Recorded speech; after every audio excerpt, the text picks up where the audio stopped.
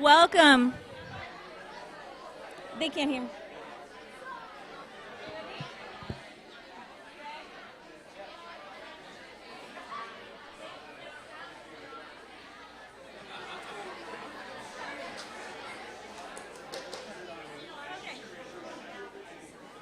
Welcome, welcome.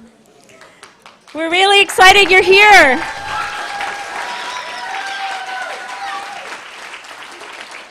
So settle in, we're getting started. We have a film for you to watch, a short movie, and then we'll be back introducing everybody. So thank you for coming.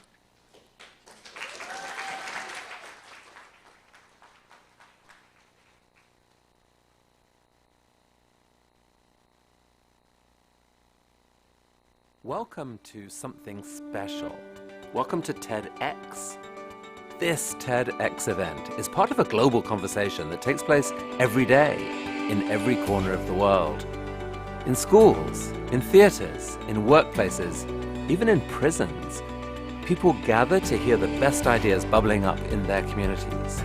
More than 3,000 TEDx events are held every year in 170 countries. It's a remarkable thing. TEDx events are self-organized under a license from TED, a non-profit organization devoted to discovering and sharing powerful ideas in the form of TED Talks. It's not TED itself, but your local TEDx team of volunteers that has done all the work to put on today's event, including booking all of the speakers. It's this team's ideas, dedication, and time that have made this possible. We really hope today's program sparks an exciting conversation. This is a day for curiosity and for skepticism, for inspiration and for action. The more you enter into it, the more you will take out. And now, on with the show.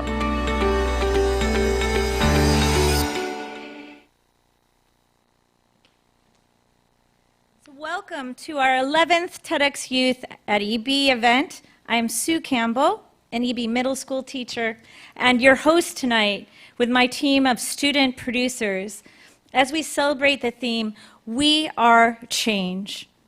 This wonderful community of students, teachers, parents, tech and production teams, present and on our live stream, are all here for our students. We're here to explore together what drives change and innovation, how we can embody, champion, and take action because we are changing our voices, experiences, dreams, encounters, collaborations. In the spirit of open-mindedness, I encourage you to rethink, take action, imagine change, even for what may seem impossible. And now for housekeeping. A great audience makes a great show. We are really grateful in advance for your participation and full support of our speakers and engagement throughout the program. This one is also a live sound stage, so we ask you to remain quiet while we film. Feel free to react to the talks, but know that on a live sound stage, even whispers and movement in the audience can be picked up by our mics. Please silence cell phones, watches, and any other devices now, including vibrations. And stay in your seat until our first break. There are monitors and seating outside of our auditorium for those who cannot remain quiet. So I'm a little bit of the quiet, the authoritarian officer, so I may be coming out and telling you. So make sure if you need to go outside and, talk to a child or something, you're going to go out this door on the left because it's an open door rather than this one that makes a lot of noise. So we're not going in and out of that one. Okay? All right. Well, thank you in advance for your lovely faces here and your energy. And now I would like to introduce a Kobe Lang's head of school, Sebastian Robert.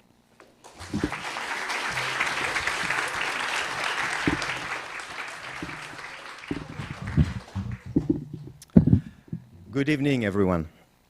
I am so pleased to welcome you to this amazing Banatao auditorium. Thank you to Citrus and its director, Alexandre Bayen, for offering this inspiring space for our 11th annual TEDx event. Tonight, we gather as a community around a simple yet profound idea. We are change. Change touches every one of us at the deepest level. And it's the central theme of each story you will hear tonight. Change is inevitable, and how we think about it plays an important role in how we experience it. We often think of change as something that happens to us, rather than through us. Reclaiming our sense of agency in the face of change requires us to do something difficult, letting go of the comfort of habits and assumptions. This is easier said than done. The reward, though, is well worth it. When we embrace life's changes, we move from fear to curiosity, from an unyielding certainty to boundless possibility. Each of our speakers tonight have shown the willingness to embrace change, to not just be witness to change, but to build it. Their bold and thoughtful engagement with the challenges of our changing reality fills me with pride. EB students, congratulations, and may you continue to be change makers.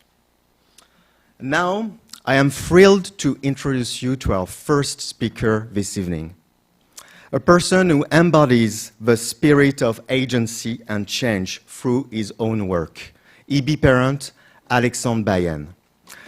Dr. Bayen is a renowned professor and researcher at UC Berkeley, recognized for his groundbreaking work in engineering, transportation systems, the use of data and machine learning to reimagine large-scale infrastructure. His innovative contributions remind us of the impact an individual can have when they choose to apply their talents, embrace change, and work to make the world a better place for humanity. Please join me in welcoming Dr. Bayen.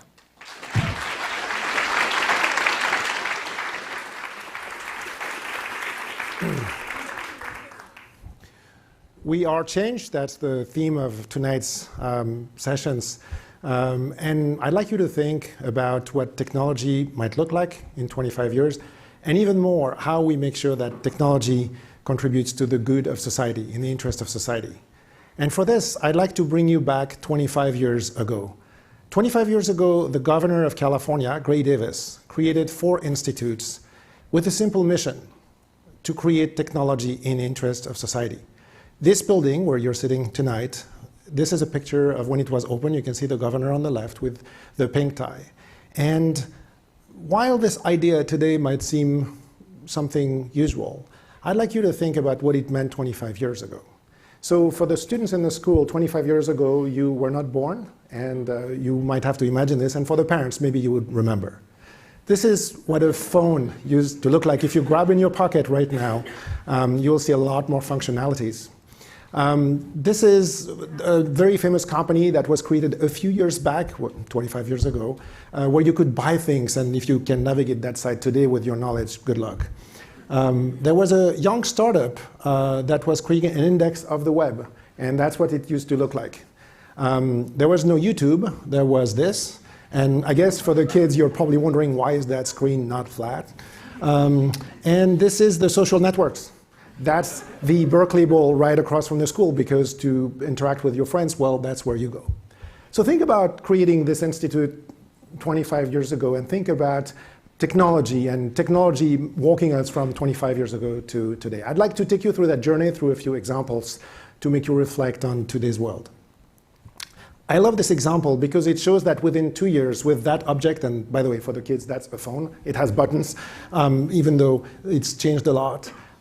Within 2 years, the fact that every device of this kind has a GPS provided traffic information for free for everybody all the time in a couple of years. This example is very interesting back in the days when this institute was created, if you put an accelerometer on someone's shoe, think to that phone, which is the first iPhone, iPhone 1, you could actually monitor the way they walk, record data, and find that that person might have Parkinson's disease before even doctors could see it. This one is one I really like. It's called the cellscope. That's what you built when you take a microscope and you glue it on a cell phone with a camera. You can see this is still a very old cell phone. But if you're in the middle of Africa and you take one drop of your own blood and take a picture, any hospital in the world can tell you whether you have malaria or any kind of other disease. And one of the reasons why these changes led to today's world with phones that are even more powerful and computers that are faster and faster is because inside are chips that are smaller and smaller, consume less and less power, and are faster. And when you walked in the building today, you probably saw people suited like this in the north wing of the building. And what they're doing is they're doing research on semiconductor and plasmas so that device can do more and more. Once upon a time in this building, there used to be a professor known for having the smallest transistor in the world. You probably have taken too many Zoom meetings, especially during COVID. But think about California 15 years ago. For senior citizens, driving to the nearest doctor would take 250 miles because you need to see a specialist. And, well, the nearest hospital is very far from where you live. So the California Telehealth Network, invented here at Berkeley, enabled people to do what was called video conferencing over a tablet at a time when medicine was not available in rural California. And getting more into the physical world. I'm sure that all the kids here do their own laundry and that they also fold it. But if you're a robot and you're trying to do this just from video cameras, it's actually not that easy. Well, on the 7th floor of this building was the very first folding robot invented so that basic tasks that maybe should not be done by humans in factories or elsewhere could be done faster and easier.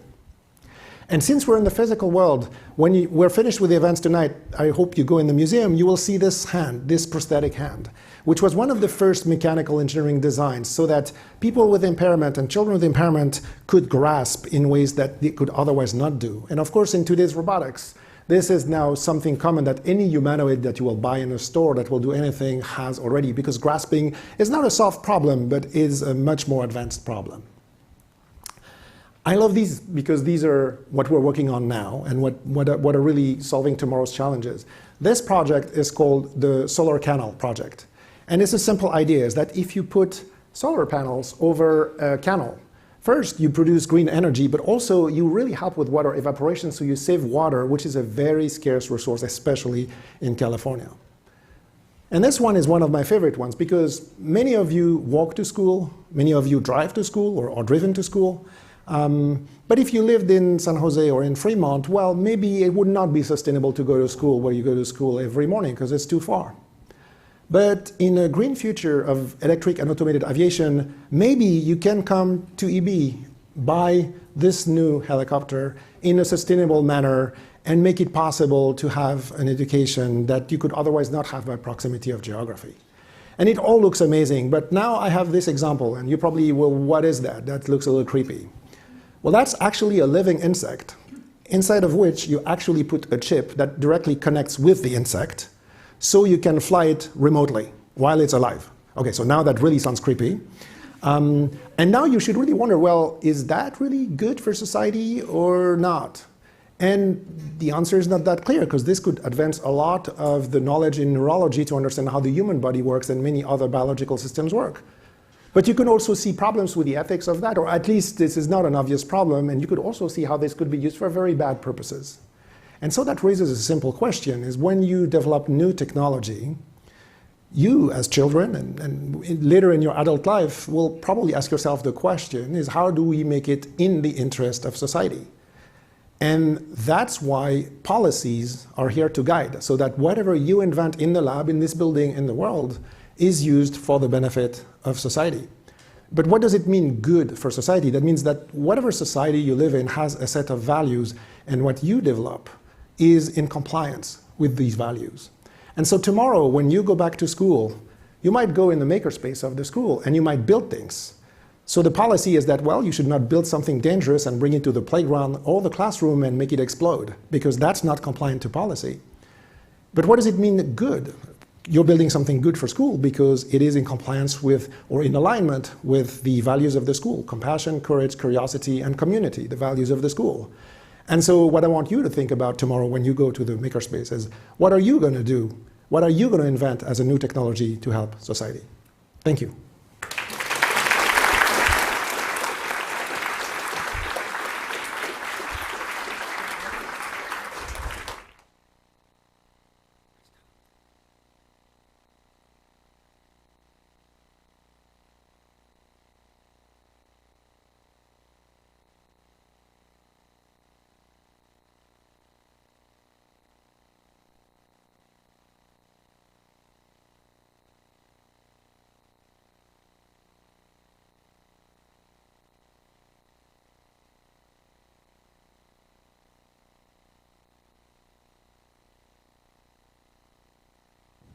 Here we go.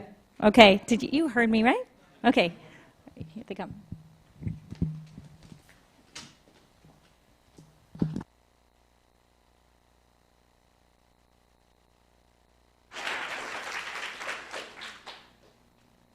Hi, my name is Timouche.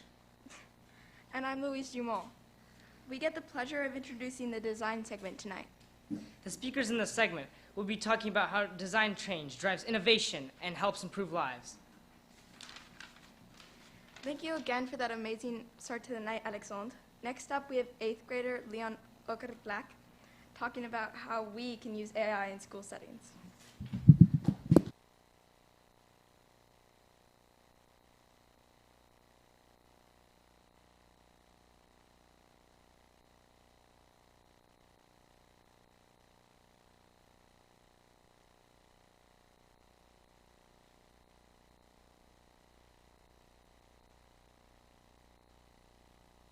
A lot of people are saying, AI will make our generation stupid. And honestly, that's a fair point. I mean, AI can do our homework, write our essays, and solve our math problems in 2 seconds, and never gets tired. It's like having a super-powered robot that knows everything. But there's also this weird fear. If AI does all the thinking, what will happen to our brains and future selves? Schools are just about memorizing facts. It's literally built to train your brain step by step as you grow. Teachers give you problems that train your brain, and we, the students, learn by trying, failing, and fixing. There is a huge difference between knowing and understanding. You can know how to ride a bike, but until you pedal, wobble, fall down, and get back up, you don't understand how to ride a bike. You can know a math problem answer because AI gave it to you, but you don't know the process. Therefore, you cannot use it in real life.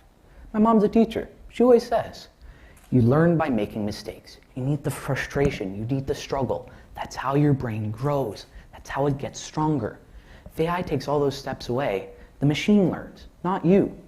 And AI is always right. Sometimes it completely hallucinates and says something that sounds right, but it's actually wrong. It sounds dumb and is dumb. If you don't check its work, you're not using your brain and using false information. AI shouldn't be banned. It shouldn't be the enemy, but it has to be used the right way, especially in school. AI in education has to support learning. That means AI should not give us the answer. It should guide us to find our own answers and challenge us by asking questions. It should also structure our learning in a productive way. We need an AI that behaves like a teacher, not like a shortcut.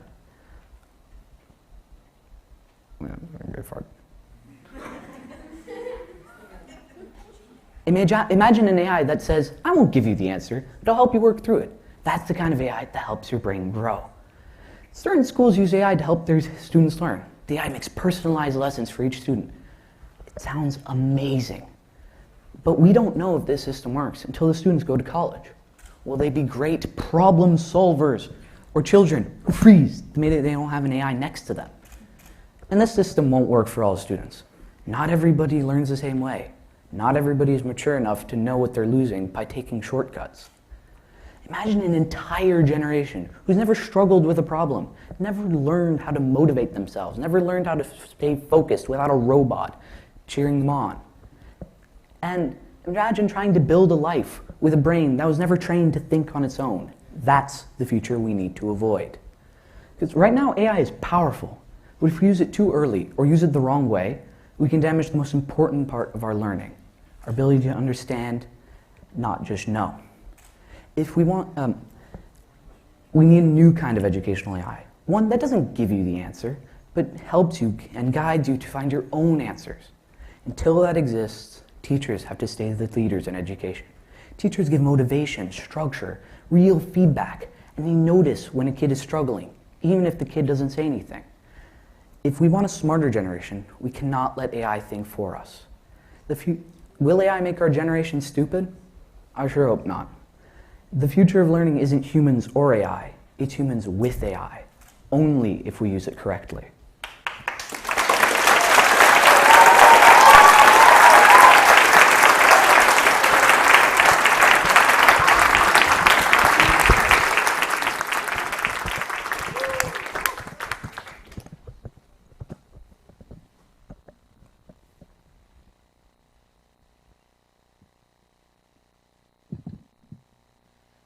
Wow, that was great, Leon. Definitely too good to be written by AI. Now, we'll be flying high with 8th grade Quentin Cruz and the potential of electric planes.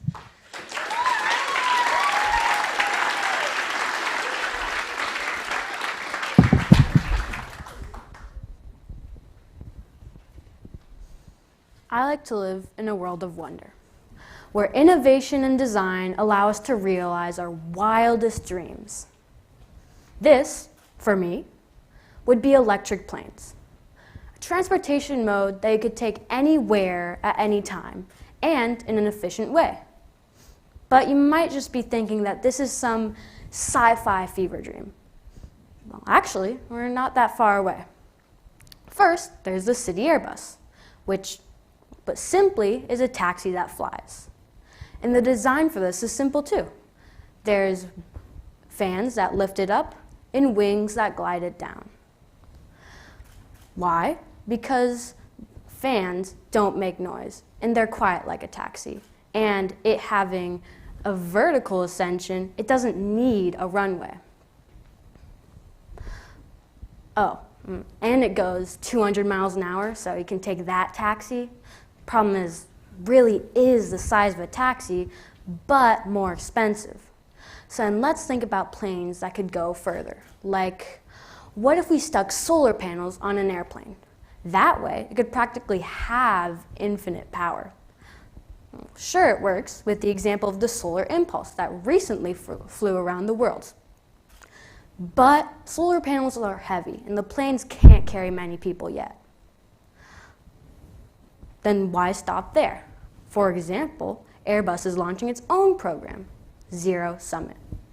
This, in theory, would turn hydrogen in 2 tanks into electricity, leading to 4 electric propulsion engines. Why? Because hydrogen is very light, and currently, hydrogen planes are the only ones with that type of very long range. But with NASA's new HEM battery, which is light, superconductive, and can hold a lot of electricity, electric planes might replace them. But then again, what if we just didn't do anything at all? How would that work? Well, not only is the price of oil going up, it's also very volatile due to geopolitical or weather-related incidents. For example, during COVID, as you might remember, no one went out anymore. No one drove, no one flew. And on the contrary, during wars, the said country would sell less oil and use more to power their army. We need this oil to transport goods, people, and capital. Without that, economies could collapse, especially ours, which relies largely on imports. However, electricity is sustainable and not volatile. That's why IATA, or International Air Transport Association, decided to change this and move to sustainability by 2050. But their main alternatives, such as carbon captures or sustainable aviation fuel, are really expensive. So hopefully the companies will invest more and more in alternative flight. And you can help them too, by investing in stock like with Joby or Airbus. Or you could just be a customer. But by doing this, you would be going to places with ease, visiting your friends, going to that one place you really wanted to go to for your whole life. And to sustainably connect the world. Thank you.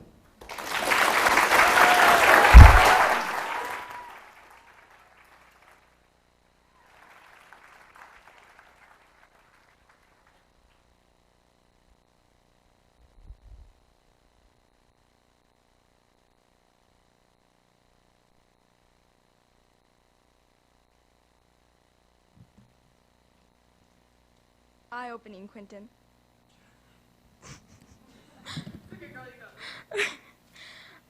Eye-opening, Quentin. Next, we are focusing on ground transportation with the second half of the father-son duo, Aaron Bayan and the future of sensible mobility.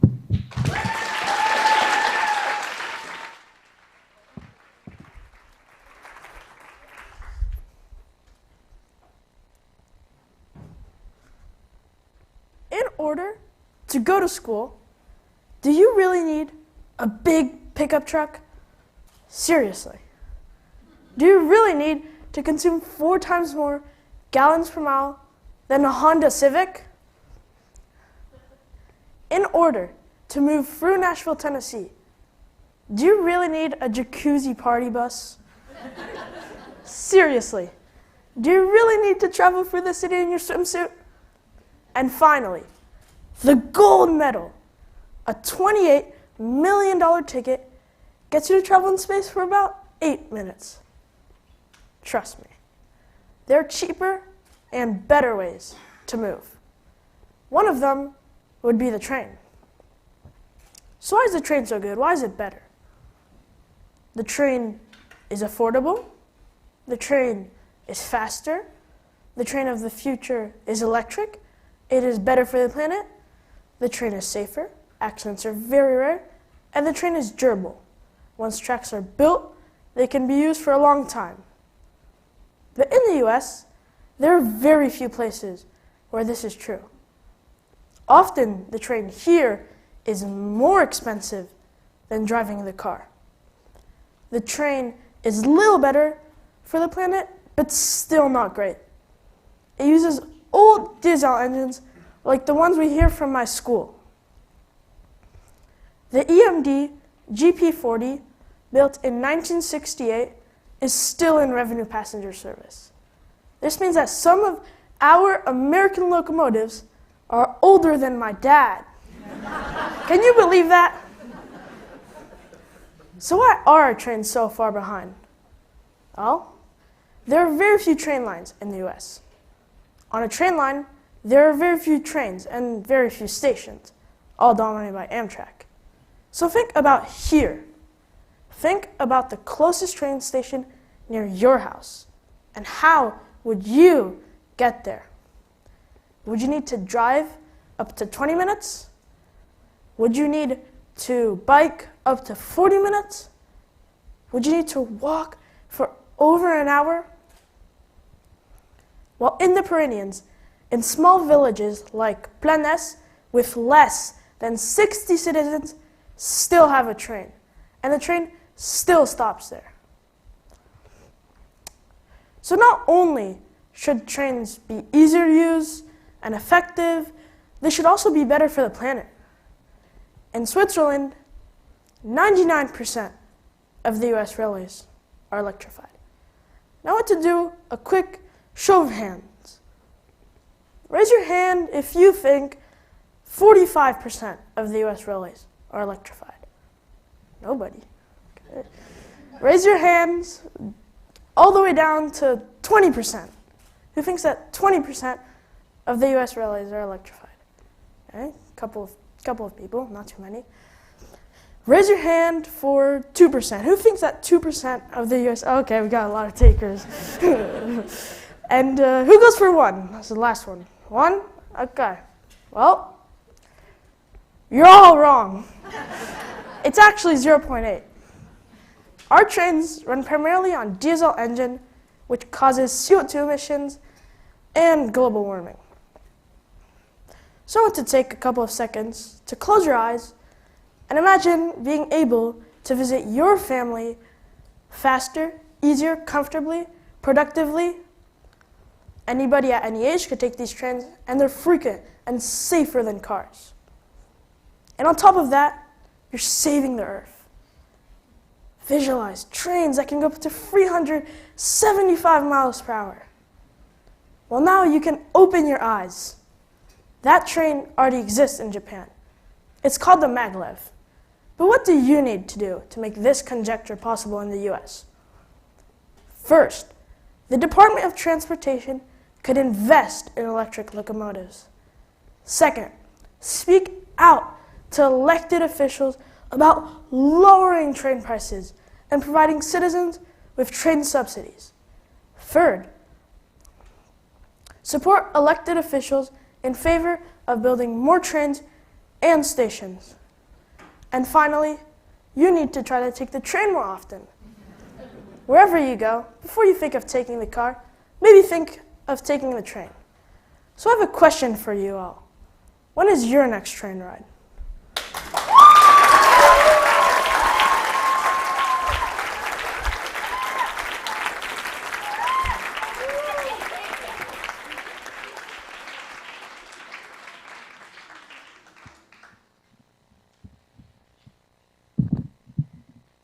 Let's thank Aaron for, sorry guys. Let's thank Aaron for challenging us to think big about electric trains. Please give a warm welcome to our very own Madame Curie and her 5th grade choir.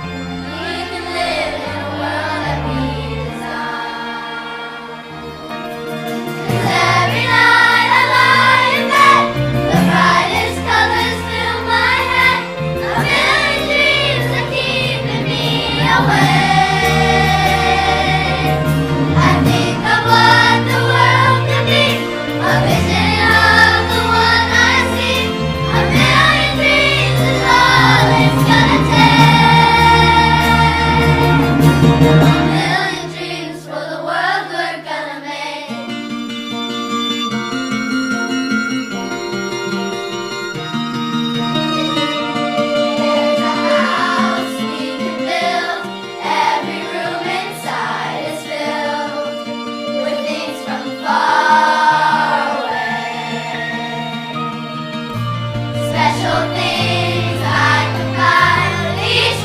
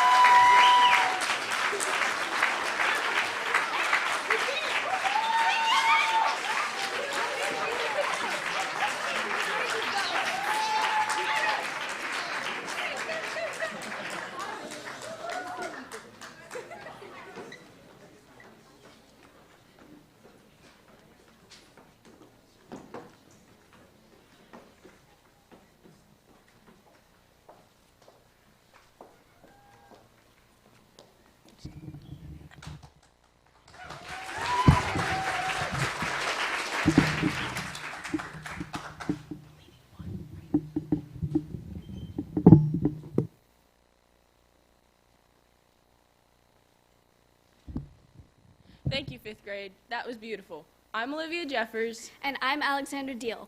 In this segment, 5 speakers will challenge established assumptions and attempt to shift perspectives. We'll start off with alumni Sasha Shell and his talk on investigating human rights.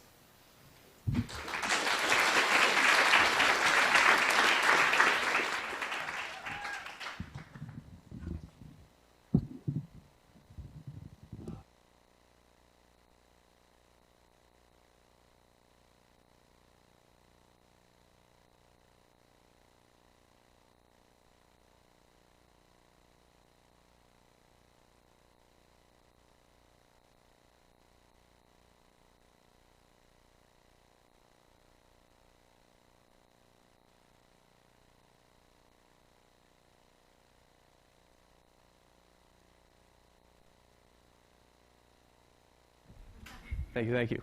I do think journalism is quite important, and yes, things are a little bit dark out there. I'm an investigative journalist. I tend to run toward the tragic, the unjust, and the illegal. And so I'm not really one to put a rosy color on the way the world runs. Now, that being said, it's not necessarily what they say that kind of gets to me, it's how they say it. It's so somber, so solemn, so full of dread. Do they not think that the journalists of today are up to the task? It's no secret, journalism is certainly under threat.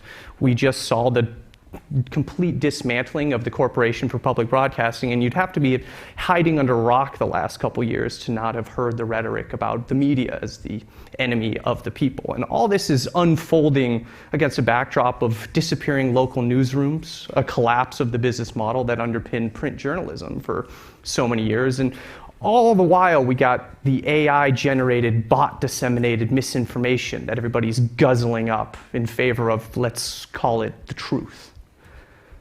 But, you know, I'm not so despairing. I'm actually quite hopeful about where journalism is, and I'm pretty excited. I'll tell you why.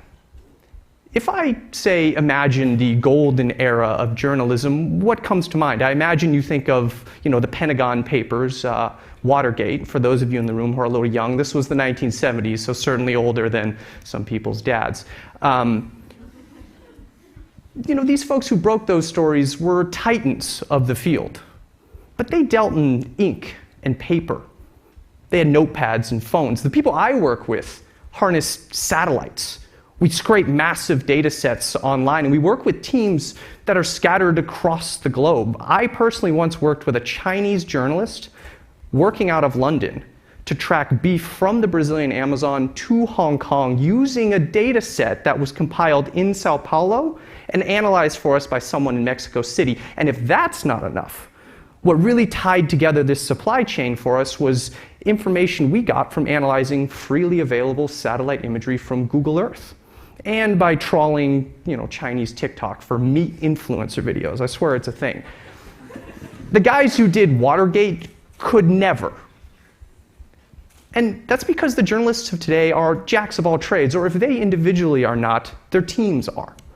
The amount of data that we can access that is just at our fingertips is sort of mind-boggling to comprehend. A database that I use a lot is called ALIPH. It's run by a group called OCCRP, the Organized Crime and Corruption Reporting Project. Now, ALIPH holds data like tax ID numbers, birthdays, corporate ownership, party affiliations for, I would say, 230 million entities across 140 countries. That's one resource that we can use. So think of the scale that we can leverage. And this is why stories today, investigative stories in particular, are done in a way that was completely unthinkable, let alone impossible for the reporters of yesteryear. An outfit that I particularly like is called the Outlaw Ocean Project. Now, this is a group that specializes in investigations at sea. So they'll cover things like illegal fishing, slavery at sea, mercenaries at sea. And they do a lot of vessel tracking, so finding where boats are going when. You can do this by looking at the signal that transponders that boats have carry, where they're going. They use this to avoid collisions. But if you're doing something illegal, you're probably switching that off. So then what do? You can turn to the satellites, to night light detections. These are images taken at night of the great dark expanse of the ocean, but ships have lights on them. You can cross-reference this with other data that you find, maybe the transponder data. You can look at where people are operating and when to get a sense of what they're doing. Now, these guys at the Outlaw Ocean, they've kind of gone above and beyond. They'll actually get on a boat, go out there, find the boat, call them on the radio, get on board, and report from there. You can imagine the stories that they tell are not only covering trends across oceans and continents, but grounded in deeply personal stories. It's truly exquisite. Even the team I work with at the investigative reporting program just over here at Berkeley, we spent about 1.5 years investigating a land conflict in northern Brazil. We used government data, we used court records, we also used information from social media to track how a major corporation was gobbling up land with falsified land records, taking it away from indigenous and black groups who had lived there for hundreds of years. We used the same methodology to then see how these groups forcibly, in an armed way, retook that land. The two sides are now fighting a war in the Amazon. So journalists do this, yes, because it's our job, and we want to figure out what's going on. But I think this new era heralds something different. When you can investigate something like this so deeply from so far away, you then arrive on the ground with a level of legitimacy that maybe other reporters didn't have before. This example in the Amazon, we were able to build really trusting and deep relationships with the folks in these communities, but because we came in not just with questions, but with some answers and an understanding of what was already happening. So the journalists of today are deeply collaborative in a way that maybe before they weren't.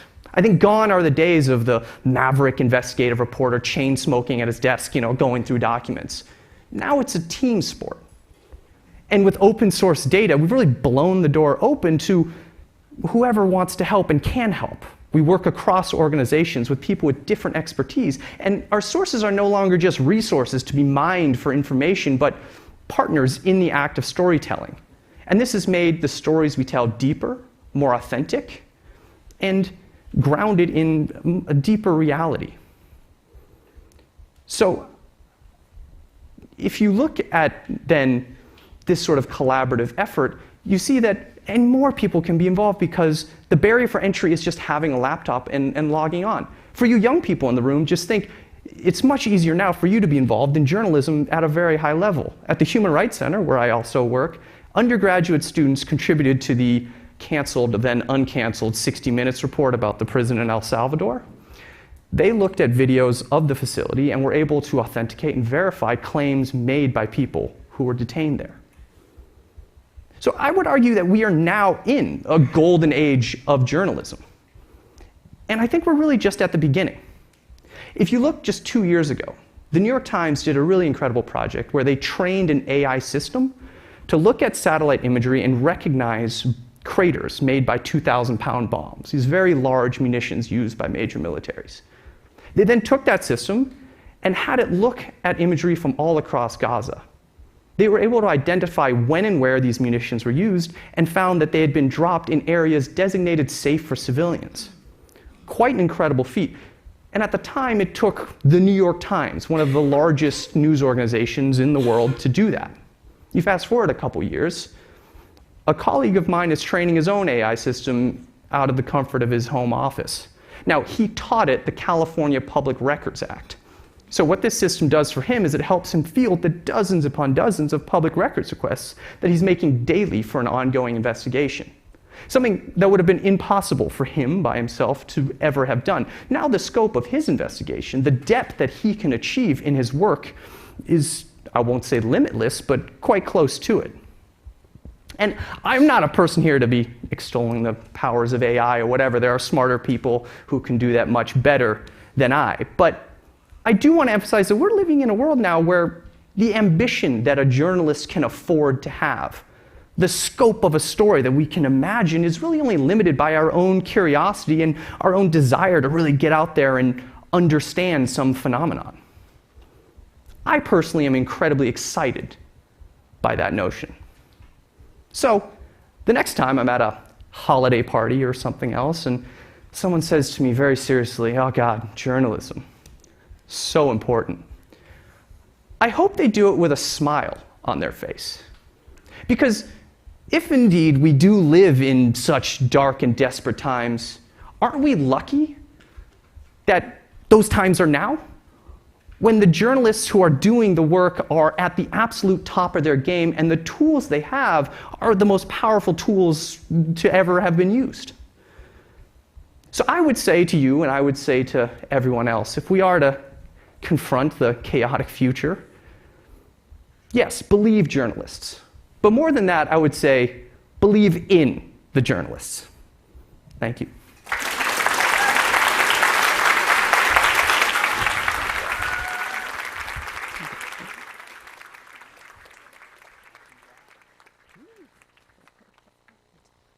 Thank you, Sasha. That sure was thought-provoking. Up next is Julian Robertson, educating us on AI and its danger for kids.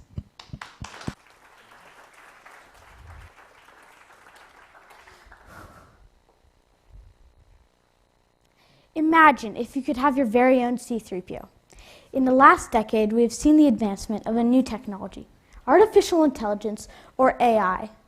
Large language models, or LLMs, are predictive language models that can be trained on vast amounts of data to perform tasks and generate images, language, and videos, and have great power to change and reshape society. AI is used already every day and is affecting my future, so I've decided to learn about the risks it poses. Because LLMs are trained on data and cannot think or reason like we can, AI makes mistakes. In a clinical study published by the National Institute of Health, LLMs made mistakes at high rates, at least 23% of the time. And at the highest, mistakes were made 82% of the time. Young minds, such as myself, very often cannot tell the difference between what is true and what AI makes up. But that line is getting more and more blurred. And it's not just children. Many older people fail to recognize the difference as well. With LLMs creating images and videos, our ability to know what is true is at risk. But I'm most concerned about the AI chatbots used in therapy. They pose a threat because they have little oversight and can have the opposite effect than what is intended, isolating vulnerable people and unknowingly indulging suicidal thoughts. AI therapy chatbots were studied and their mistakes were categorized by Brown University. AI cannot adapt well to different people. It tends to give one-size-fits-all solutions to people with vastly different lived experiences. And it just tends to dominate the conversation, while a human therapist mostly lets the patient speak, guiding and supporting gently. And it can just tell the patient what they want to hear, dangerously reinforcing their false beliefs. It can use false empathy, using phrases such as "I understand" or "I see you" to create an insincere connection between the human and the bot. In certain occasions, AI has responded indifferently to suicide ideation. Some people have asked AI how tall bridges are with the intent to jump off of them. The obliviousness of these chatbots has risked or even ended lives. According to Brown University, AI chatbots are not regulated or overseen and violates mental health ethics standards and are still highly risky to use. It would be great if AI chatbots were as empathetic and as personable as R2-D2, but they aren't yet. Not yet. But also, have you noticed AI making you lazier? People writing SATs with GPTs or generative pre-trained transformers have less brain activity than those not using one. Over the course of several weeks, the group using AI relied more and more on copying and pasting the AI text, developing a dependency on our tool. Young minds, such as my own, are most at risk because the use of AI and misinformation could be wired into our brains. And our human brains are more powerful than the brains of AI because we as humans can figure out and correct things such as changes in patterns. According to Harvard, prolonged use of AI can result in cognitive fatigue, diminished focus, and dependence on AI. On the other hand, I'm not denying that AI is quite promising in certain fields, like healthcare, which has been proven to identify upwards of 20 types of cancer, aid in preventative care, and to analyze clinical data faster than any human can.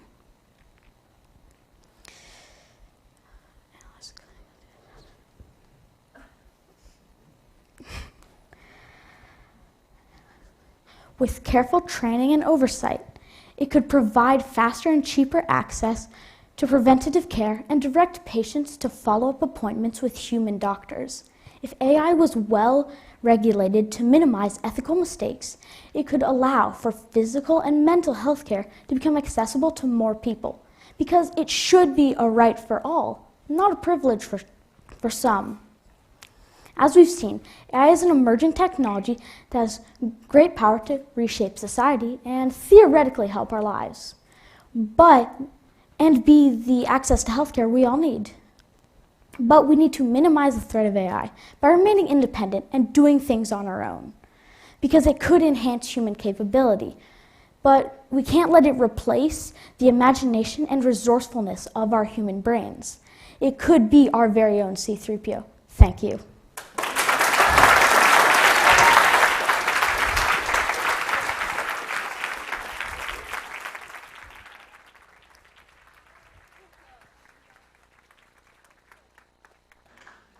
Thank you, Julian, for the insightful perspective on AI and its risks. Now we have Ella with her talk on mental health in schools.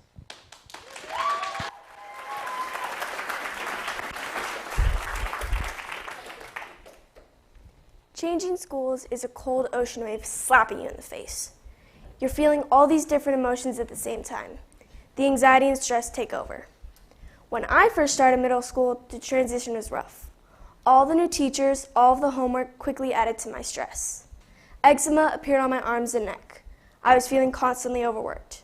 So I started meeting with the school counselor. It helped, but not fully. I'll always have anxiety no matter what. I adapted to middle school and started feeling comfortable in the new environment I was in. I am now in 8th grade and I can feel my anxiety coming back, since I've now started worrying about my high school applications and the significant change in homework. I'm not the only one experiencing mental health challenges. According to the 2023 federal survey, about 4.5 million adolescents have experienced a major depressive episode in the past year. Additionally, the latest 2023 CDC Youth Risk Behavior Survey found that 2 in 5 high schoolers reported persistent feelings of sadness or helplessness. This data rates higher for girls at 53% and teens who are part of the LGBTQ+ community at 65%.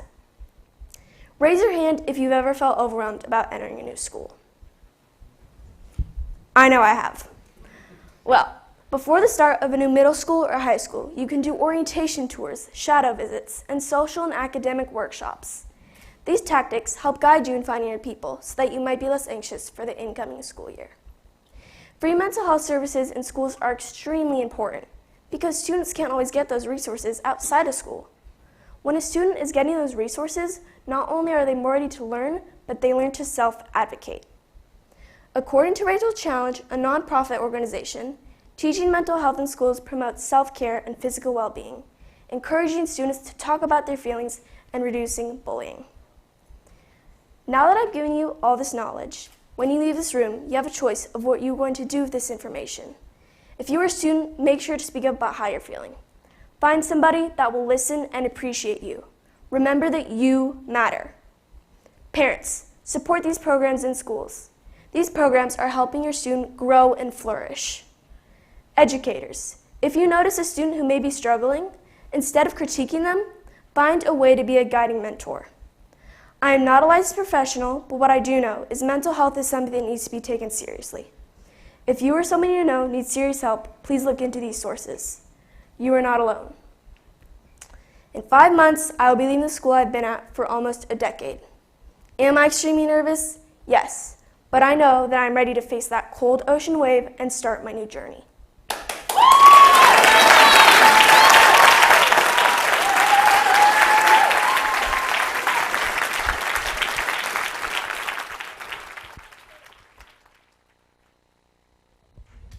Ella, that was such a beautiful and heartfelt talk. I know many people in the audience felt connected with that topic. Next up, we have shark enthusiast Ren Sutherland with her talk on monsters of the ocean.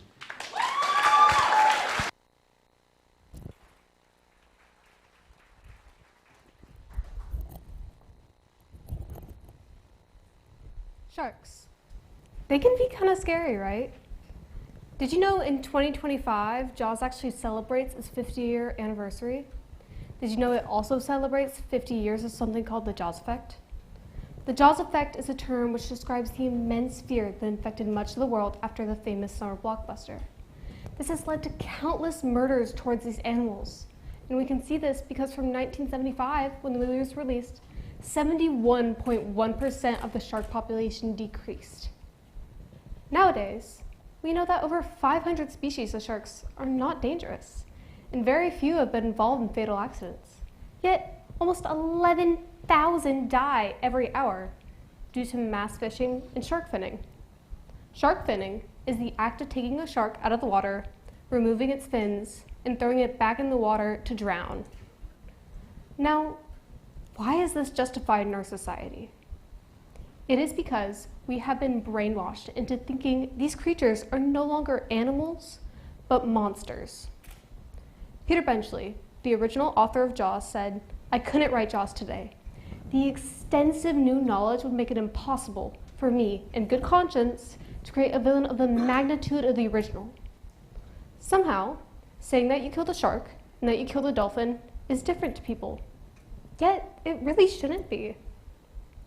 Sharks are natural predators, which means they're a crucial part of the food chain. For example, mako sharks, whose main prey are coral reef-eating fish, are slowly going extinct.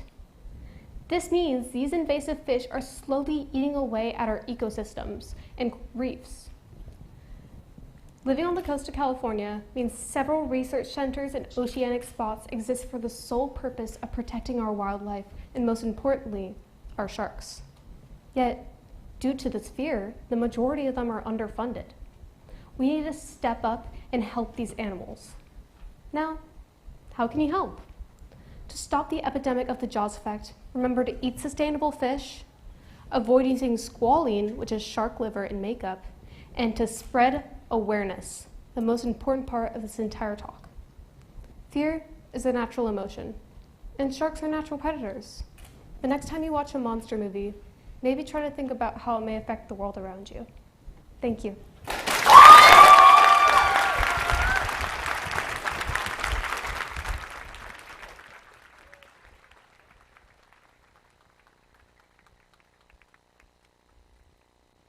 What a jaw-dropping talk from Ren.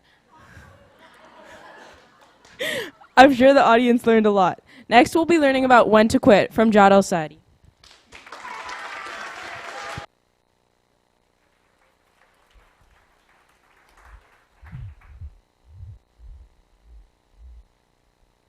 Energy and persistence conquer all things. A powerful quote by Benjamin Franklin. But is it really true? Well, that's what we've been told. Our parents, teachers, and even friends have always told me to persist. My dad once told me to keep taking piano lessons even though I was learning the same piece for a year. I'm here to tell you that you've been lied to for generations about quitting. You've been told it's wrong. But why? Where did this stigma come from? A lot of this fear didn't just come from nowhere. It goes way, way back. In medieval Europe, if you were training for a craft, say you were apprenticed to a blacksmith or a carpenter, you were basically locked into the trade. Families would even pay a master craftsman to train their kid, and this apprenticeship took years. So by the time you were old enough to have that job, switching wasn't just a hassle. It would leave you without pay, embarrass your family, and make it harder to survive. The message was basically, you get what you get, and if you get upset, you're a disgrace. And then, centuries later, in the 1950s, the US economy was booming, unemployment was low, and people stayed in the same job for decades. It wasn't weird to have the same boss from age 20 to retirement. So, if you quit, even for a good reason, you were looked down upon. People thought, Why would they leave when all of us are staying? That's when sayings like, winners don't quit and never give up picked up this moral weight. But there's also a psychological side to it. Studies show that finishing things actually gives us a hit of pride. Sometimes even that flow state where everything feels right and time kind of disappears. So if you even think about stepping away from something you've put effort into, moving on feels almost impossible. Add in cognitive biases, the little mental shortcuts that make us stick to things just because we've invested time, and moving on is impossible. But it doesn't have to be this way. Some cultures treat pivoting as completely normal. In the world of tech, fail fast is a philosophy. If your idea doesn't work, you shift and adjust. You try something new. It's smart. And in Taoism, there's this belief that life flows better when we stop forcing things that don't fit anymore. The question shouldn't be, did I stick with it? The better question is this actually helping me grow? Sometimes staying is brave, sometimes moving on is brave. So ask yourself, am I quitting or am I choosing better? Moving on isn't the opposite of perseverance. It's part of building a life that actually fits you. We should stop hiding the word quitting and start owning our choices. As material science shows us, hard, brittle things break, but malleable ones bend and adapt. Thank you.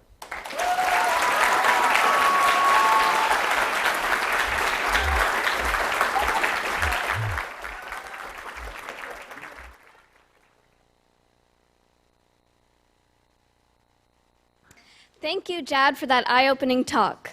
And now we'll take a short 15-minute break before continuing on with some more wonderful talks. And be sure to check out the Citrus Tech Museum, which is right over there.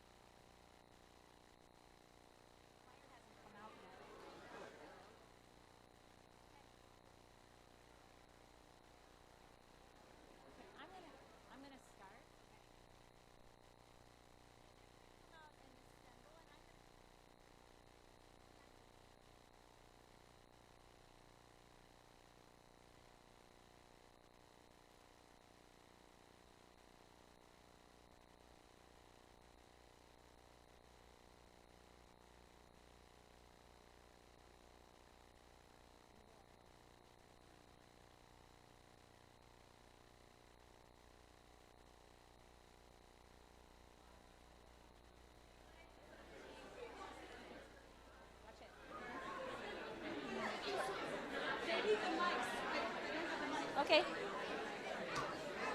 Yeah, okay. Tell Greg.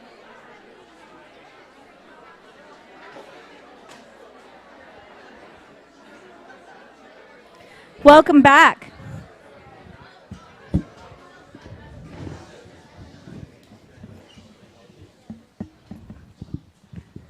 We hope you got a good stretch. You were able to visit the museum. It's really great to hear everybody talking to each other about ideas and just saying hi and congratulating kids. So thank you. Amazing audience. You're doing a great job. I haven't felt, concerned at all about telling anybody to be quiet. So thank you. Stay with us. We have the second half of the show we're really excited about. I'm always blown away by this exciting world at Cal. And so I'm just feeling it here. And I hope you are too. Please remember, again, we're silencing phones in case you just had to turn it on, turn it off again, and vibrations to phones, any devices. We value your audience responses, but remember, we're looking for silence as we tape. Thank you.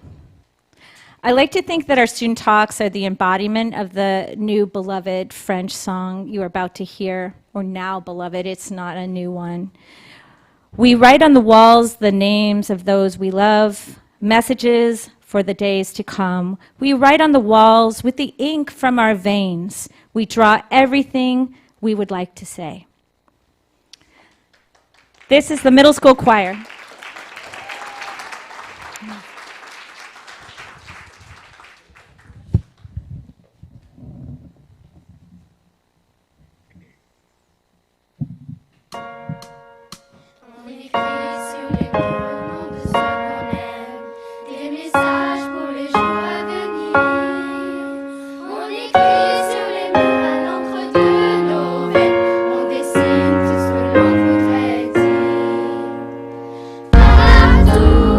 Autour de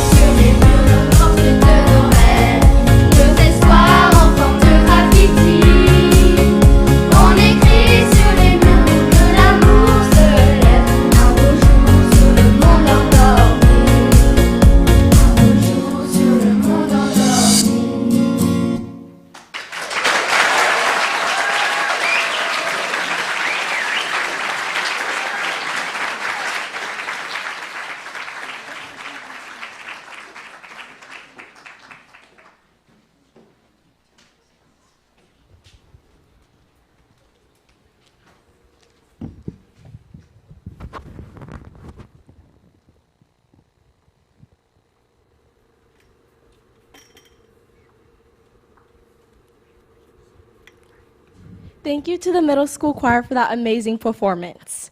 With Madame Curie's help, let's give them another round of applause.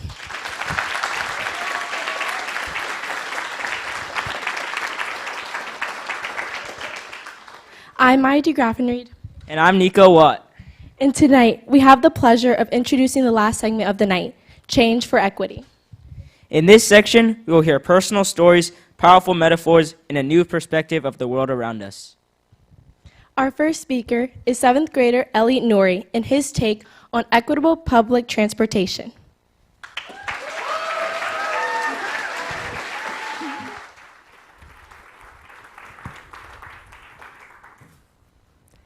I love traveling on public transit.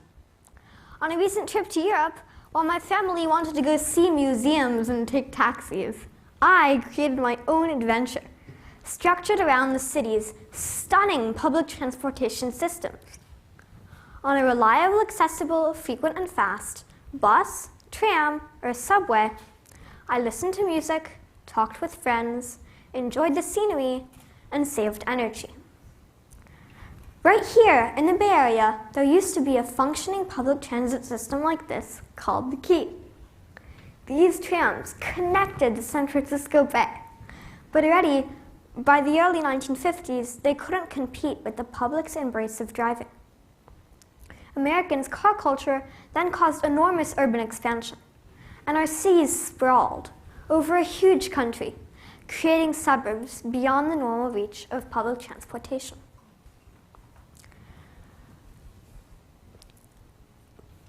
To this day, cars in the US are still the default way to move around, creating pollution, long and boring commutes, and barriers to access for people who can't afford the money or time it takes to drive. In fact, because of car dependence, the United States consumes more petroleum, gasoline, than any other country, accounting for 35% of world consumption. But if you don't have a car, it's difficult to move around independently. We just don't have cities that are built within reach of public transportation anymore. What if there was a solution? Well, when public transportation is the preferred option, cities can benefit from reduced traffic congestion, lower pollution levels, and better navigability. By riding on a bus, tram, or light rail system, inhabitants can benefit from gaining time for rest or productivity instead of navigating traffic. On a larger scale, more people riding public transit supports better funding and expansion of these systems, all while preserving our natural resources. One place where public transportation is the preferred option is in Toulouse, a fairly large city in the south of France, where urban rail transit is made easy, where daily life comes together with accessibility to create a walkable, train-sized city. Here, unlike other cities where car usage is the default, subway, bus, and bike share usage is the norm. Toulousians often use their efficient metro system for shorter trips to work or social events. However, the car remains the primary mode of transit for long distances. In Toulouse, though, the car's use for shorter distances continues to decrease because of their efficient metro system. This French city, with a population of 500,000, recorded over 140 million metro trips last year. Compare this to Los Angeles, who, despite having nearly 3 times the population and more metro lines, recorded only half this number of trips last year. I think that's just amazing. Every time you choose the bus, tram, or light rail over driving, you strengthen the system and help support better service for all, because it's a cycle. But more ridership supports better funding, which in turn supports better infrastructure, so better service, and all over again. Picture a city where kids can get to school on their own, where streets are quieter, cleaner, and more alive with pedestrian life. That city already exists. We've just stopped choosing it. So starting tomorrow, take the bus, catch the tram, ride the metro. Make public transit your first choice. And together, let's help make our public transit in our cities more reliable, accessible, frequent, and fast for everyone. Thank you.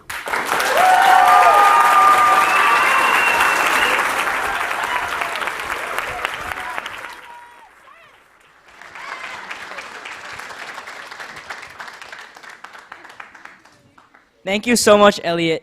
Next time I need to get anywhere, I'll think twice about taking a car.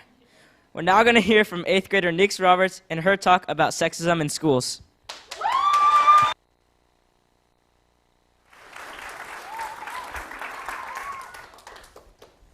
Imagine you're 10 years old, and your teacher tells you that since you're a girl, there's no way you can do well in sports.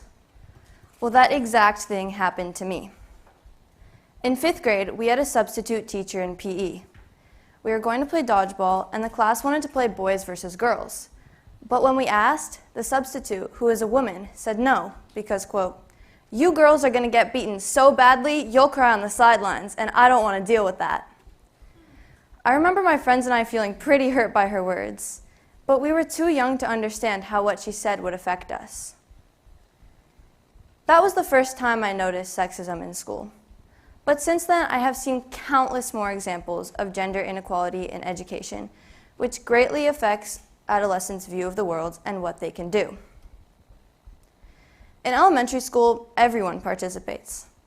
It's common to see most students raising their hands, no matter their sex.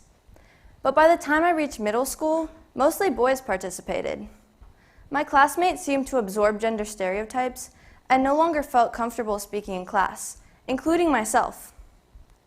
My teachers also seemed to get used to mostly boys participating, so even when a girl or someone non-binary finally raised their hand, they were still more likely to call on a boy. Additionally, according to multiple studies, when teachers do call on girls, they're more likely to give less time to answer, whereas if they asked a boy the same question, they would give him time and encouraging words, such as, "It's okay, keep trying," or "Give it some thought."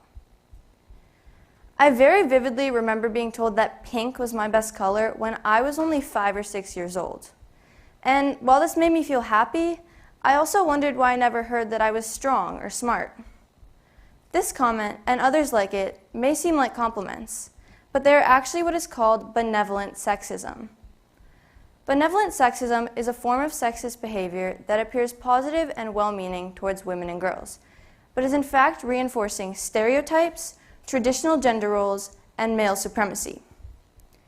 It masks sexism, and females become more susceptible to inequality. It worms its way into kids' heads and makes them believe stereotypes, which can cause anxiety and even depression. Additionally, sex-based stereotypes are not only limited to females. Sexism towards girls often overlaps with sexism towards boys. I've noticed that a lot of the time, if someone assumes that all females are weak, they unintentionally believe that all males are strong, athletic, and smart, which then forces the males to act like they are. Often, teachers discriminate against boys just for being boys, similar to the average sexism towards females. Most of the time, teachers assume boys are the ones causing trouble in class. It's also possible that if a teacher is a big feminist, they might only pay attention to girls to make a point of not being sexist, not knowing they're doing it anyhow. I bet a lot of you are familiar with the term man up, which is essentially telling boys to not be emotional or weak. And while it is less common to hear this term now, its implications still take effect on boys today. Men who feel like they have to be stronger than women often creates tension between the two sexes. Consequently, because of that, males are usually more friends with males, and females are friends with females. In 1972, President Richard Nixon passed a law called Title IX to prohibit gender discrimination in education and other federally funded activities. Now, this may seem like a good idea, and it was.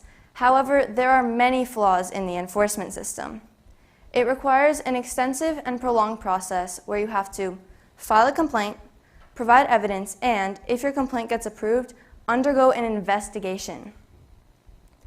Additionally, in 2020, changes were made to the law by the Trump administration. Many people criticized Obama's definition of sexual harassment and said that it minimized students' free speech. Now, students are only protected by the law when the words or actions are so, quote, severe, pervasive, and objectively offensive that it effectively denies a person equal access to their education. Previously, the word and had been replaced by the word or, making it much easier to be protected by the law. However, once the changes were made, that one word significantly limited the circumstances under which somebody could be defended by Title IX. So no, this is not a problem that has gone unnoticed, but there is still a long way to go. Improving gender bias in education will be vital in reducing overall sexism. So think about it. Imagine if emotion wasn't weakness, if all genders could speak up and be friends without tension. Imagine if educators were aware of how their words could be subtly hurtful. So how do we get there?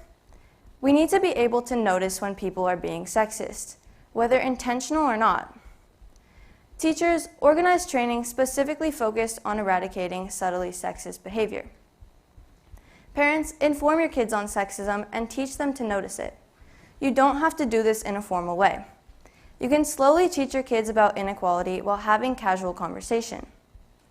Students, inform your teachers on how their words can be hurtful and sexist. And if you feel hurt by something someone says, talk to them about it. It may be hard, but by making one small suggestion, you are taking care of yourself, your peers, and your community. Slowly, one by one, these ideas, comments, and suggestions will improve our society for a better future where everyone can be comfortable. Thank you.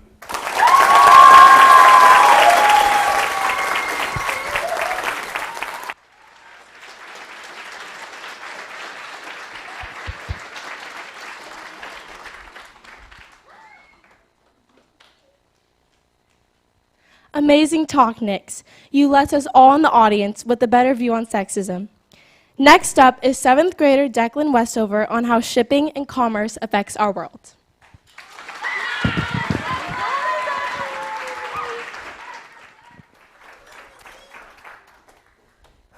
According to the Environmental Defense Fund, 90% of your purchases have at one time or another been on a ship.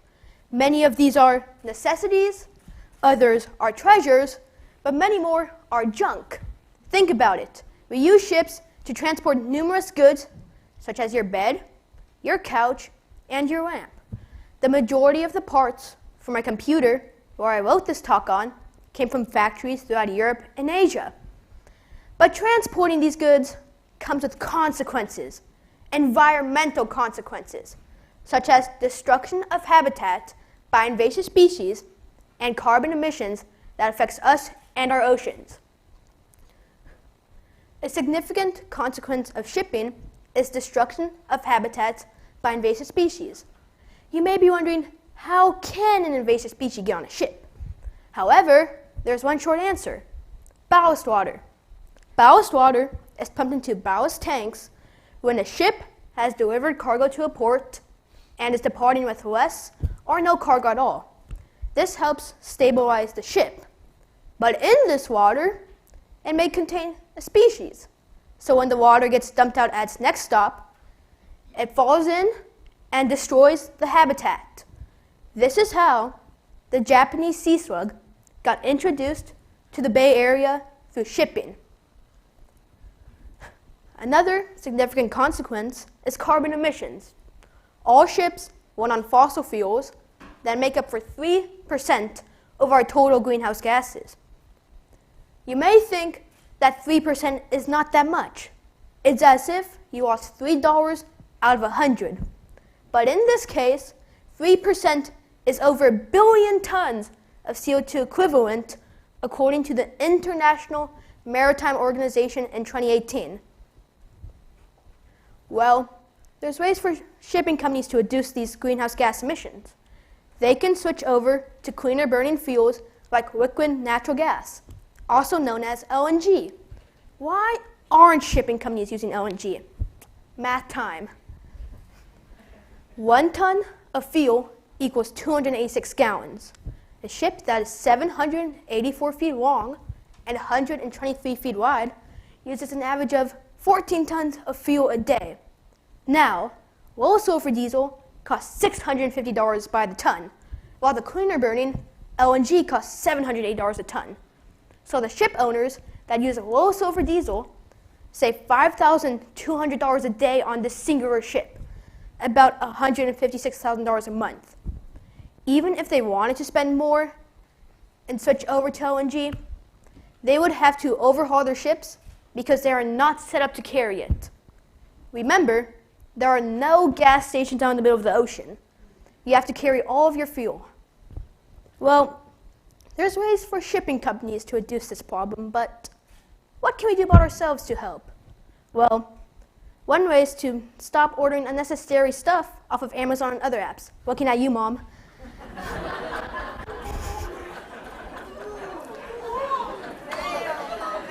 There's no need to buy a new board game when you probably have many downstairs untouched or in the cabinet.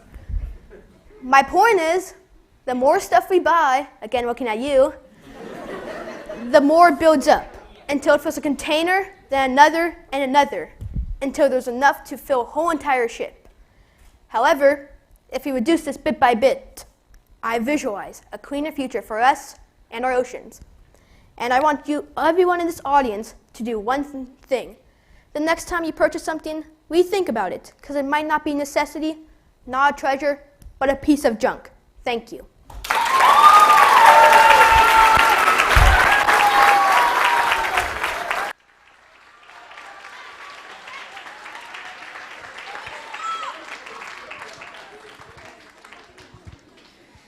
What an inspirational talk, Declan.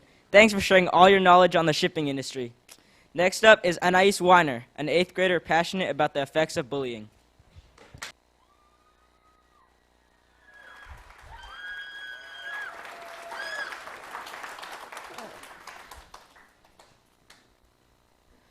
Too often it seems that we dominate others to be successful. Whether we were taught to be bullies by our parents, schools, or competitive work environments, society pitting one person against the other. Or you may be the person on the sidelines, damaged by those whose neglect and exclusion can lead to bullying others. In fact, you can be both. You can hurt others and also be a victim, but the damage is done either way.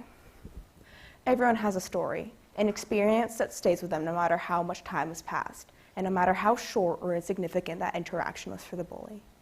It stays in the back of your mind, and you find it sneaking up on you sometimes unprompted, as you go about your day hanging out with friends, going to sleep, or reliving it when you have a certain struggle with your self-esteem, like an infection that never seems to go away.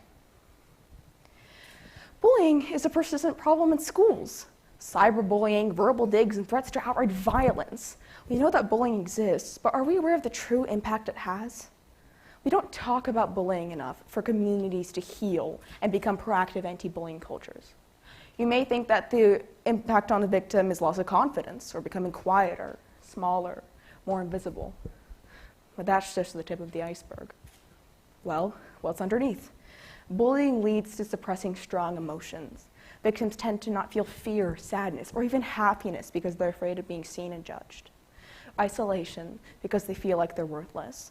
Low self-esteem and laughing at their own discomfort because it de-escalates tension. Self-neglect, not eating because they were made fun of how they look, or giving up on themselves entirely, abandoning needs that are crucial for their own survival. Bullying feels like being sick, nauseous. You can't eat, speak, or sleep. You ring the bell for help, and then those downstairs, they don't reach you because emotionally and physically they aren't there. They come in to check on you later, only for you to be silent, your voice gone, because your throat is on fire with fear, sadness, and despair. Too often it seems that we overlook those who need help. Do you see the problem? Without help, a victim of bullying is isolated and slowly disappearing. We all have a role to play in preventing bullying. Adults, create safe communities where young people can thrive. Intervene, interrupt, and speak up to stop the bullying in action. Schools, prevent emotional and physical harm by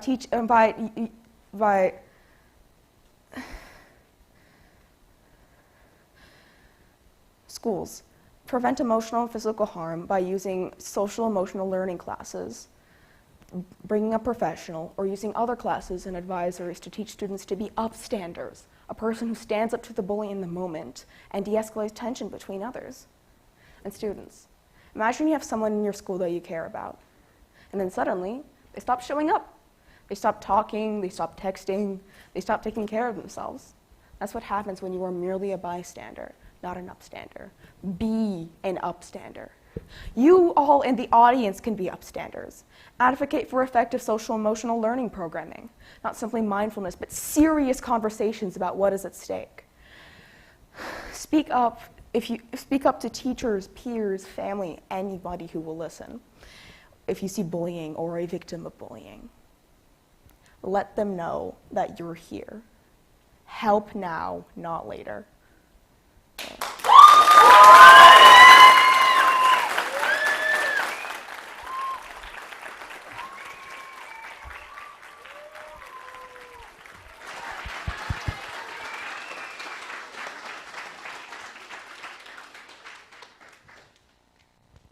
Wow, powerful words, Anais. Hopefully everyone will walk out of this room as an upstander. To close out the night will be 7th grader Luisa Pingator. She will be talking about bioengineering to protect endangered species.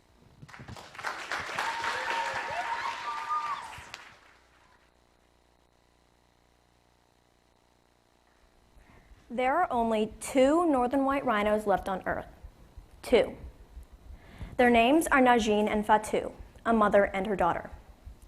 And on March 19, 2018, after the last male in existence of their subspecies died, they became functionally extinct. They live under 24-hour armed guard in Kenya and spend their days grazing under an open sky, unaware that they are the last of their kind. And that's what makes their story even more tragic.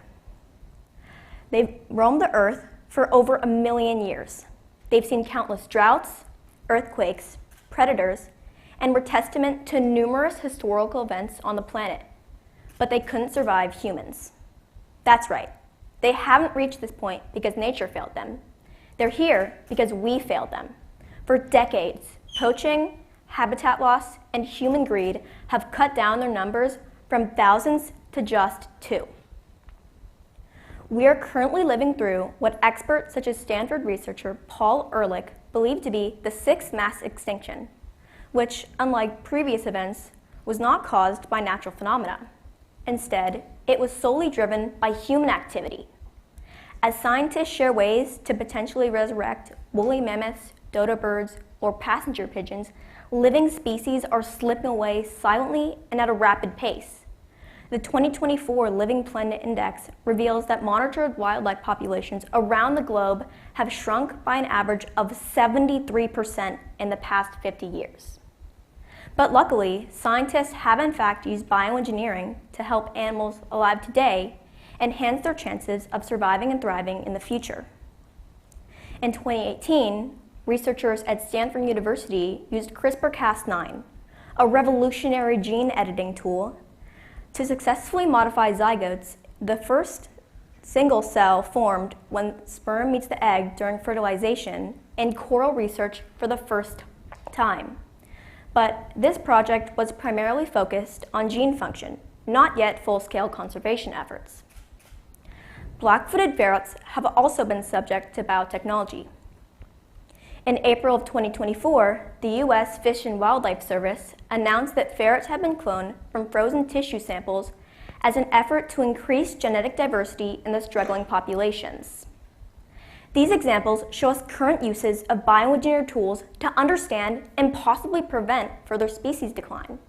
But the ferret example can also serve as a caution. While cloning is being used and is a huge scientific achievement, it's not yet the kind of proactive gene editing tool that can stop this problem at its root. It's a reactive application, not proactive, as it's being used after the population has already hit a critical point when the species had nearly gone extinct, which isn't fixing the causes that created the decline in the first place. Think about it like this. If you knew that the way we as humans are living would eventually lead to our eradication, wouldn't you want to stop that from happening instead of fixing it afterwards? For instance, we know that fossil fuels are extremely harmful to our environment, leading to negative health, environmental, and climate externalities. So instead, we've developed clean and renewable energy as an alternative source of power. It's the same concept for animals today. We should be using preventative biotechnology in lieu of corrective measures to stop their eradication, because it's not their way of living that's harming them, it's ours. Now, picture a future society where our understanding of life stretches in two directions, backward towards what's vanished, and forward towards what's at risk.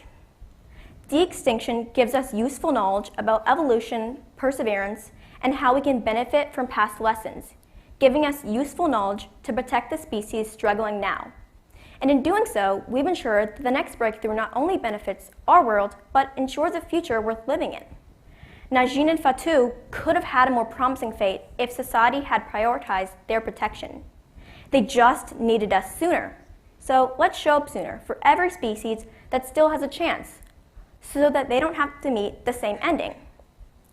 The solution to stopping the sixth mass extinction in its tracks doesn't require limitless resources, impossible sacrifices, or attempting to turn back time. It starts with us. But we also know that it will take a lot of time and initiative to change the habits and behaviors that are so deeply ingrained into our way of life and society. Because of this, we must be willing to both embrace biotechnology, which may feel unnatural to some, but can save species worldwide, while also continuing to change the way we impact nature as individuals. But all this innovation must be used ethically and with guardrails, so that we won't end up with a real-life Jurassic Park crisis. Accept change and fight for a better future, so that generations to come won't have to rebuild what we failed to protect. Thank you.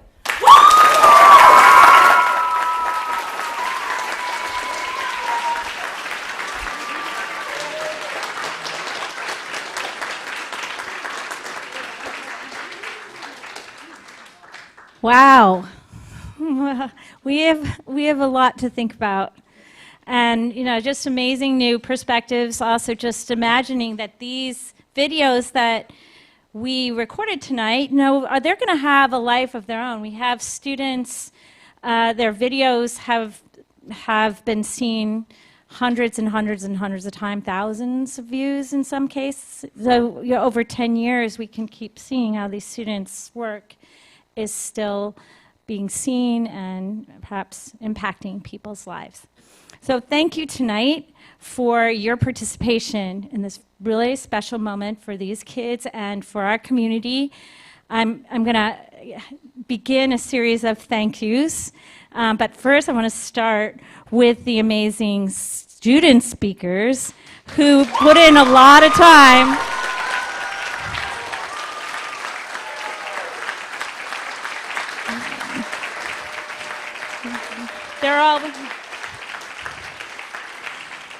They've been working on these talks probably, some of the students started the work back in May. So it's been 6-7 months already in the making. So, whoa, I did it. Okay, you guys, go for it. 6, 7. Okay. All right. Moving on. I want to thank our alum speaker Sasha Shell, and I'm just going to make a little moment. He was my student. I still remember him in 6th grade pretending to, launch rockets while he was in class, just like this. Yeah. So anyway, he's an amazing role model for all of you, and so exciting to have you back. Thank you, Sasha.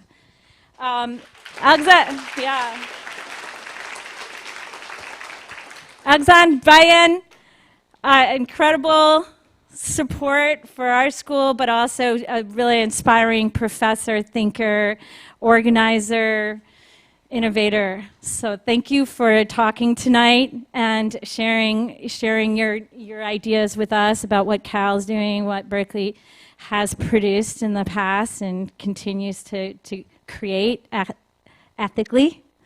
And let's see, and my production assistants, my producers, okay, 6 passionate producers. They spoke last year. And if this looked good, this production, these guys were a big part of it. They did a lot of work on the side. They wrote scripts, they coached kids, and of course they were emceeing. They were just amazing. And maybe you'll go into production. And then I want to also thank the coaches. So Roger Mullins couldn't be here tonight. Dan Widmeyer, Gabrielle Hedlund couldn't be here tonight. We've been working really hard with these kids for months now, carefully asking questions, pushing research, editing talks, coaching how to talk on stage. So thank you again. And Dan, that you're here. Thank you. Our behind-the-scenes team, our awesome tech and camera crew, and also Emily and Andre from Citrus, just incredible. Our facilities team, they brought this, and it's still holding up, this styrofoam, and our wonderful partners at Citrus. Now I'm going to turn the mic over to Fabienne Lombard, and just again, thanks for coming. Keep the mic. I have the mic on. Good evening and thank you all for coming. So it's another 30 minutes. I'm kidding. I'm going to keep it short. I just want to really thank you all for coming, for being there. We had a lot of people also online, so thank you so much for supporting our students. I really, really appreciate that. What a night. I was impressed again by our students, really. It's quite amazing to see their confidence and their courage. I was talking this morning to one of the students who was on stage tonight, asking him if he was nervous. He was, no, okay. He was, well, sure. Honestly, I don't think I would have been able to do it at that age. So congratulations for the work you have done. That was splendid. So thank you so much.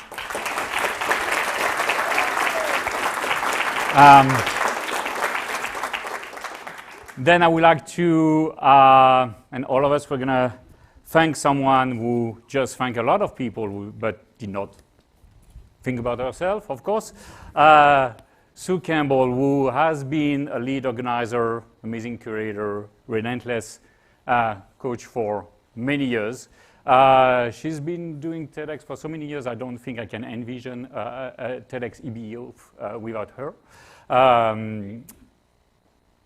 We are very proud of her work, her dedication, her commitment that she continues to show year after year for this wonderful middle school signature program. And so give a big applause to Sue Campbell. Come on, don't be shy. Thank you, Sue. Thank you. Thank you so much, Sue. You should stay on stage, actually. No. And of course, nothing is possible in life with family, friends, community, and a wonderful team. You should have stayed on stage, actually. You're part of this wonderful team. So, Méline Byers and Antoinette Gorok. Up. Come on stage.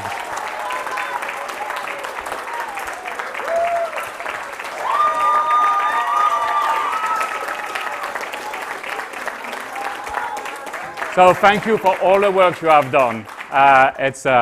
If this event is such a success, it's because of you. So thank you so much for your work. Thank you.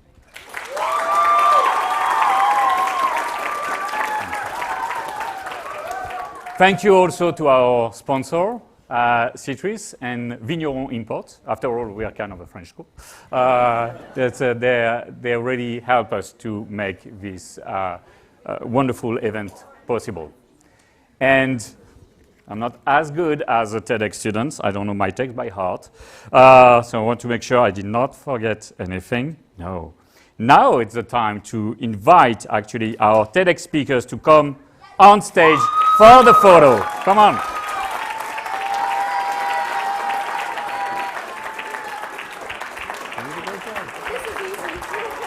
You're the star. You should be in front. All the TEDx speakers. Venez, allez derrière aussi.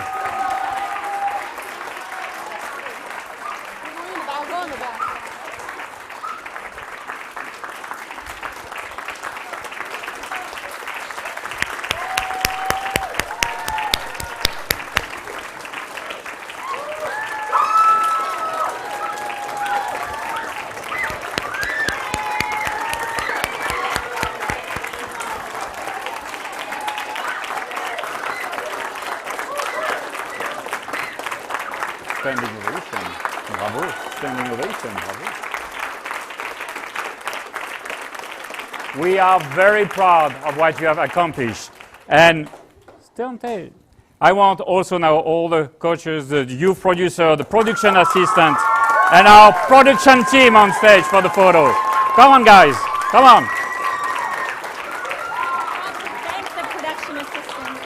James. Oh, James. James. James, the production assistant, you're on it. Yeah, production assistants James and Mila. I'm sorry. Oh, amazing job.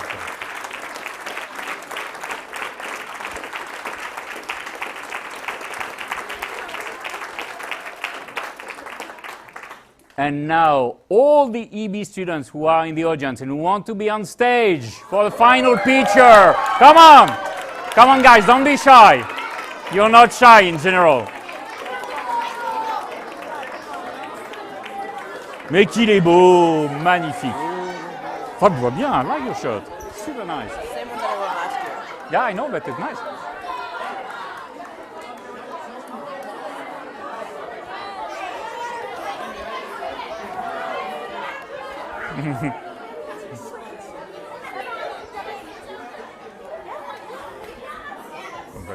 Yay! Thank you, Fabian, for your Oh, that's. I love it. I love it. Don't be shy!